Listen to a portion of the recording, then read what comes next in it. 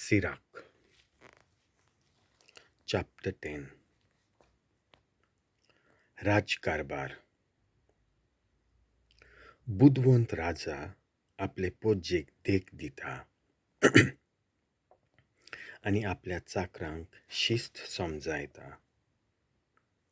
नीतिदारा सारके odhikari आणि राजपाला sarki त्या शारांतली पोरजा. शिस्त नासलोलो राजा पोरजेचें अदृश्ट जाता. जाणवायेन बोल्लोल्या फुडाऱ्यांक लागून शाराचें सुदारप जाता. संवसारांतलो राजकारभार सर्वेस्पराच्या हातांनी आसा. तो फावो त्या वेळार फावो ते फुडारी धाडून दिता. मनशाचें येज सर्वेस्पराच्या हातांनी आसा. आपणें सांगलोलें बरयता ताचेर तो मोहिमा देंवयता. गर्वा विरुद्ध. तुज्या शेजाऱ्याचे प्रत्येक चुकी खातीर ताचेर तूं रागार जावं नाकाय.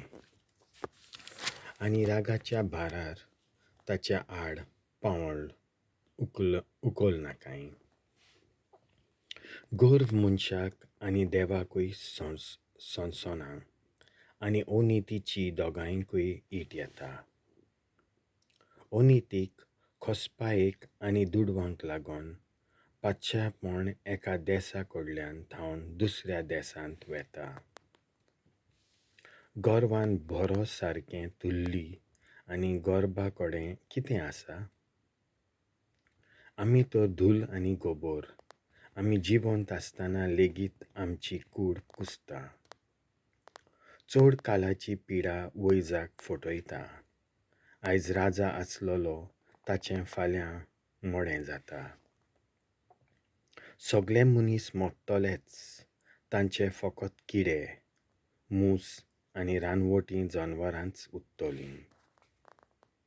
मनीस आपल्या सर्वेस्पराक विसरता आनी आपल्या रोचणाराक आपल्या काळजांतलो पयस कोत्ता तेन्ना गर्व सुरू जाता. गर्वाचें पयलें पावंड पातक देखून जो कोण ताका वेंगयता तो खोटेपणान बोगता. त्याच खातीर सर्वेस्परान ते रावनासलेल्यो मारेकार खास्ती धाडून तांचो संपूर्णायेन नाश केलो. सर्वेस्परान राजांक तांचे सदरेवेल्यान शेवटिले आनी तांच्या जाग्यार ल्हानविकायेच्या मनशांक बसयले. सर्वेस्परान गर्विश्टांक मुलाक धरून उमटायले आनी तांच्या जाग्यार ल्हानविकायेच्या मनशांक बसयले. सर्वेस्परान राष्ट्रांच्यो राजवटक्यो सकला शेवटिल्यो आनी जमनीचें बुन्यादी थावन निसणटोन केलें. कांय जाणांक ताणें कुशीन काडले आनी तांचो नाश केलो. आनी संवसारांतली तांची याद पासून काडली. आनी संवसारांतली तांची याद पासून पुसून काडली. गर्व मनशां पासत करूंक ना. तेच भाशेन राग क्रोध अस्तरे थावन जल्मल्ल्याक करूंक ना. भोवमान फावो आसलोले मनीस. खंयचे जातीक भोवमान फावो? मनीस जातीक. खंयचे जातीक भोवमान फावो? देवाची भक्ती कोत्तात तांकां. खंयचे जातीक भोवमान फावो न्हय? मनीस जातीक. खंयचे जातीक भोवमान फावो न्हय? तांच्यो आज्ञा मोडटा तांकां.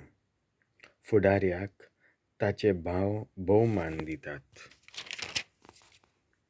तेच परी आपली भक्ती कोत्तोल्यांक सर्वेस्पर भोवमान दिता.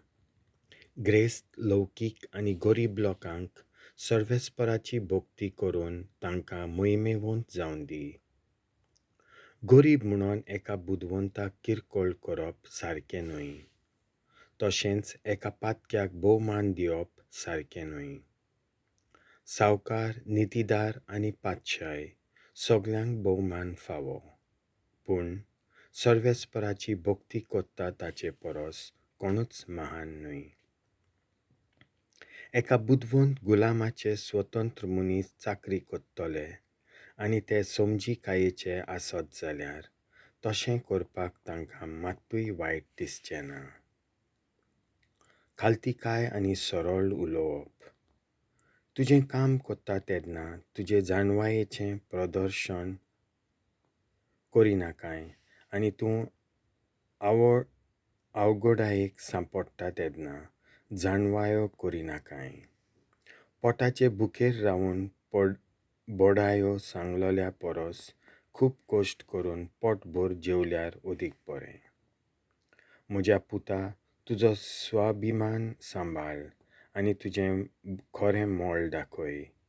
आपणाक स्वता किकोंत कोत्ता ताका कोण समजून घेतलो? वो आपणाक स्वता मान दिना ताका कोण मान दितलो? गरीबाक ताचे जाणवाये खातीर आनी गिरेस्ताक ताचे दौलती खातीर भोव मान दितात. जर कोणाकूय गरीब आसतना भोव मान मेळटा तर गिरेस्त जातोच ताका केदो भोव मान मेळटलो तें चिंत. जर कोणूय गिरेस्त आसतना ताका उणाक लेखतात तर तो गरीब जातोच ताका कितलो उणाक लेखचे नात.